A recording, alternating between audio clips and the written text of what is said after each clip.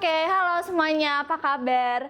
Balik lagi nih sama aku di sini, Tania, dan sekarang hari ini kita beda nih, kita narasumbernya tuh kita dari salah satu romo yang kebetulan dia berkecimpung di bidang militer juga nih. Coba boleh dikenalin nggak siapa nih namanya, Mo? Terima kasih Mbak Tania. Guys, perkenalkan nama saya Pastor Paulus Nasib Suroto, biasa dipanggil Nasib.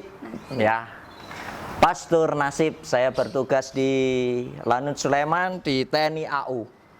Wow, keren ya ini ya. Mo, Ya. aku pengen tahu nih, sebenarnya dulu emang pengen banget jadi romo atau pengennya berkecimpung di bidang militer atau kayak gimana nih? Oke, baik. Awalnya sih saya hanya ingin menjadi seorang imam biasa aja lah. Imam biasa. Imam biasa. Namun pada waktu itu tahun 2016 itu uskup saya Monsinyur Pidiarto men-share bahwa ada kebutuhan TNI Polri untuk para romo, siapa yang mau. Gitu. Terus? Lalu iseng-iseng saja saya itu iseng-iseng, nyoba aja lah. Saya sebagai orang muda, imam muda baru ditabiskan, kemudian mencoba aja. Karena saya sudah tahu sebenarnya saya tidak akan pernah bisa masuk gitu. Kenapa tuh, Mo? Pertama usia, kedua tinggi saya, itu jelas itu kan. Saya kan semampai semeter tak sampai gitu kan. Agak ya nggak tinggi lah ya. Iya, nggak tinggi lah, ya. nggak tinggi gitu lah bahasanya. Itu keyakinan saya ya, keyakinan saya. Tapi ya Tuhan berkehendak lain itu. Ketika saya mengutarakan hal itu, saya sudah ditabiskan jadi imam, kemudian mengutarakan sudah Monsinyur saya aja yang masuk kalau tidak ada yang masuk. Batin saya sudah bilang, toh saya pun tidak akan pernah masuk. Gitu. Mungkin. Tapi Tuhan berkarya, berkehendak lain. Ternyata saya diterima. Ya sekali lagi nasib ya. Mungkin udah panggilan juga kali ya, Mo ya. Ya bisa jadi. Tadi katanya imam muda. Waktu itu waktu umur berapa sih, Mo, ketika dipanggil jadi militer? Waktu imamnya udah berapa tahun? Imam muda. Saya tahun 2016 saya Agustus tabisan, kemudian 2017 2017 awal saya sudah masuk pendidikan. Jadi berarti baru berapa bulan? Kira-kira bukan berapa bulan kayaknya. Masih 1 tahun, 2018 saya. Iya, 2018. Jadi 1 tahun kemudian saya masuk. Saya masih digembleng dulu di paroki, ya merasakan menjadi seorang imam paroki lah. Gitu. Oke. Kalau waktu pendidikan militernya berapa lama sih, Mo? Pendidikan militernya jadi dibagi menjadi beberapa gelombang ya istilahnya. Ada namanya Diksarit. Diksarit itu adalah pendidikan dasar keprajuritan. Itu selama 3 bulan. Jadi kita memang diajari bagaimana sikap-sikap militer selama 3 bulan itu. Dan kita pun tidak boleh menggunakan namanya HP, sarana HP, komunikasi dan sebagainya. Ya. Bahkan kita pun sungguh ketat. Masa 3 bulan itu adalah bahasanya itu masa karantina. Lockdown. Lockdown ya kalau lockdown bahasanya sekarang. Lalu setelah itu 3 bulan, kemudian 5 bulan selanjutnya adalah pendidikan kejuruan. Nah, kebetulan saya kan di Angkatan Udara, maka saya mendalami tentang Angkatan Udara. Kalau yang pertama Diksarit itu kita 3 trimatra. Dari darat, udara, dan laut. Kita pendidikan bersama-sama. Saya dari SPAPK, maka rating saya, angkatan saya itu semuanya dari sarjana dan dokter. Itu kurang lebih. Jadi totalnya kurang lebih 8 bulan lah untuk menjadi seorang perwira karir gitu. Berarti ada nggak sih, Mo, perbedaan antara romo yang udah punya bukan jabatan kali ya, udah punya suatu pendidikan lah gitu sama orang yang mungkin yang biasa gitu, bukan seorang romo, apakah pendidikannya tetap sama kah atau gimana? Pendidikan apanya ini? Kalau pendidikan romonya itu tetap sama karena saya sebelum masuk militer saya seorang imam dulu, seorang pastor dulu, seorang romo dulu. Maka saya kira pendidikan itu sama. Tergantung setiap keuskupan atau setiap fakultas atau universitas itu kan mempunyai kekasan sendiri-sendiri gitu. Tergantung itunya saja. Kemudian kalau untuk pendidikan militernya kami mau seorang romo, mau seorang dokter, mau seorang insinyur dan sebagainya, pukul rata. Iya, pukul rata. Ya. Ketika kita menggunakan baju loreng, ya, ini kan pakaian kebesaran TNI AU ya. Yang loreng yang hijau, gitu kan. Nah itu kita pun dididik sama rata, sama. Tidak ada perbedaan. Oh gitu, oke. Ya. Kalau misalnya nih Mo, waktu pertama kali Romo diterima nih waktu jadi masuk ke militer, apa sih perasaan yang pertama kali muncul? Langsung ekspresinya gini, oh. nasib lagi katanya. Padahal kan saya tadi udah mengatakan di awal, saya itu pasti tidak diterimanya, tetapi ya itu lagi, Tuhan itu berkehendak lain. Ya kalau sudah seperti itu karena saya mengajukan diri, uskup merestui dan saya diterima, ya konsekuensinya karena itu kan pilihan, bukan karena Bapak Uskup saya bukan gitu. Saya minta izin Bapak Uskup memberi restu, saya berangkat. Maka ketika diterima pun saya akhirnya berangkat dengan segala konsekuensinya itu. Kalau selama menjalaninya ada nggak sih kayak, aduh harusnya tuh gue tuh nggak daftar ya kayak gitu, atau merasa kayak oh untung ya gue daftar, atau gimana nih Mo? Kalau seperti itu sebenarnya nggak ada sih kalau perasaan kayak gitu. Justru krisis panggilan saya ada. Krisis panggilan saya tuh 1,5 bulan di dunia pendidikan itu baru saya merasakan krisis panggilan, identitas saya sebagai seorang pastor, identitas saya seorang imam. Lah bagaimana? Ini pendidikannya sama rata, ya, sama semuanya. Lalu saya tanya, saya ini seorang pastor, seorang imam, seorang romo, kok dididik seperti ini gitu loh? Itu kan jelas bertolak belakang dengan hati gitu kan. Yang satunya itu adalah pendidikan seorang imam itu adalah pendidikan cinta kasih, belas kasih. Ini justru terbalik, keras. Nah, makanya itu akhirnya saya itu 1,5 bulan itu udah mau menyerah. Sebenarnya saya mau keluar aja lah, jadi ini ngapain dilanjutin juga. Tapi saya berpikir dua kali. Kebetulan hari ini bulan Maria juga, Bunda Maria. Justru Bunda Maria lah yang menguatkan saya. Ketika saya lemah, ketika saya saat itu dalam krisis, saya pun akhirnya berdoa di belakang barak. Duduk itu. Bunda Maria, kuatkanlah saya. Kalau memang ini jalan saya, maka bantu saya. Gitu. Saya akan berusaha untuk tetap fight menjadi seorang penyintas, untuk survive. Gitu. Akhirnya benar. 1,5 bulan sudah lewati, 2 bulan sudah lewati, langsung bablas saya.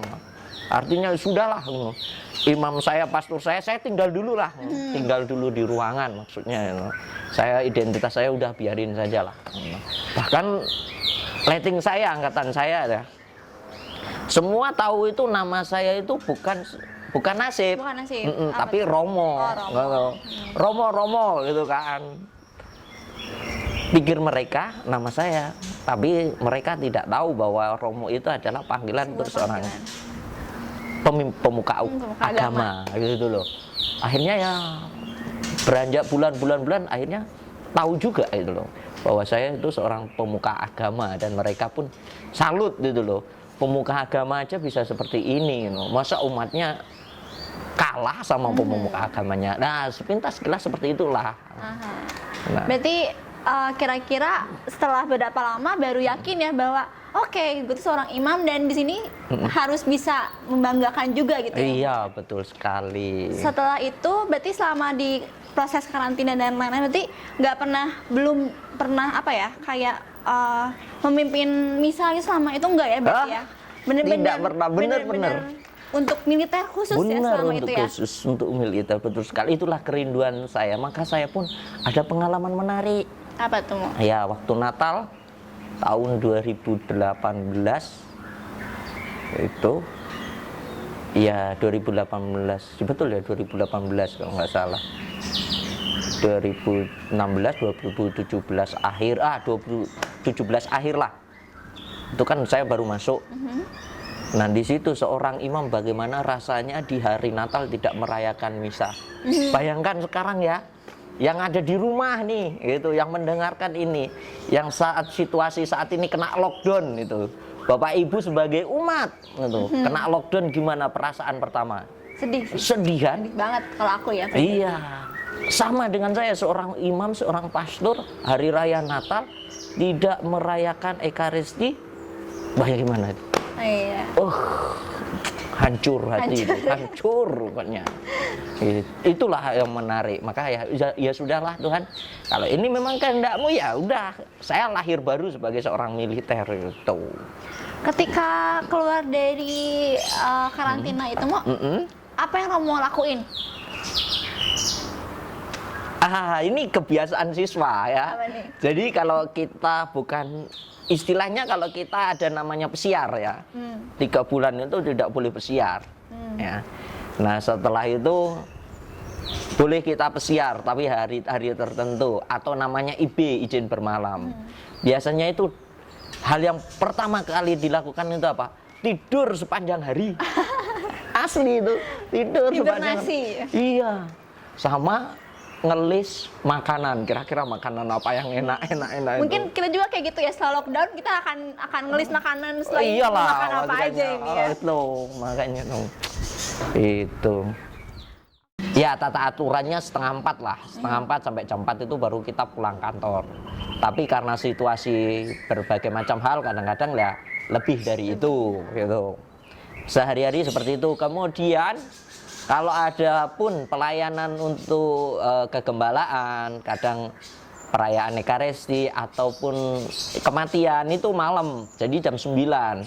Ketika saya pulang istirahat, mandi, biasanya langsung pelayanan untuk misa lingkungan ataupun untuk misa kematian, misa arwah itu, requiem. Tuh. Itu Senin sampai Jumat. Nah, kalau Sabtu Minggu itu full untuk paroki. Ya, jadi ya kalau dikatakan Romo kapan istirahatnya? Ya, istirahatnya ya kalau jam istirahat bisa nyantai ini kan. Selebihnya ya saya SOC gitu. Apa tuh SOC? Standby on call gitu.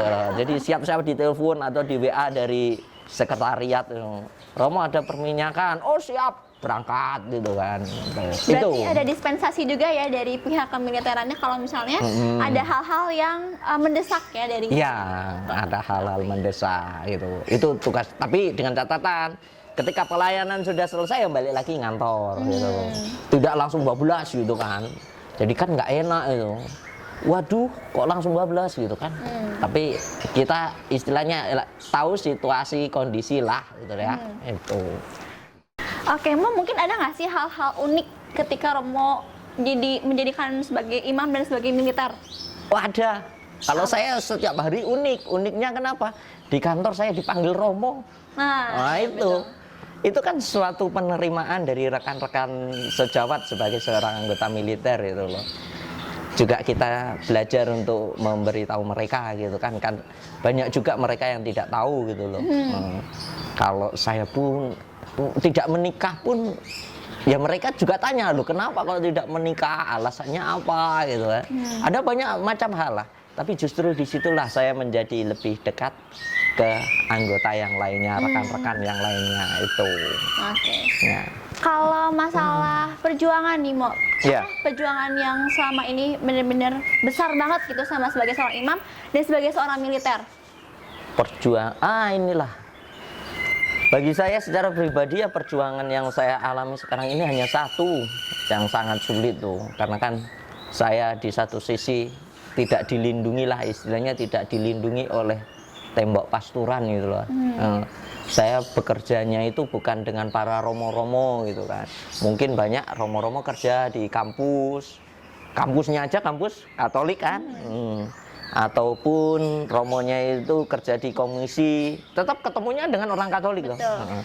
Lah kalau saya bertemu Berbeda. dengan bermacam orang, ya kalau perjuangan saya katakan ya perjuangan yang berat itu satu, saya harus setia itu. Kesetiaan saya sebagai seorang imam.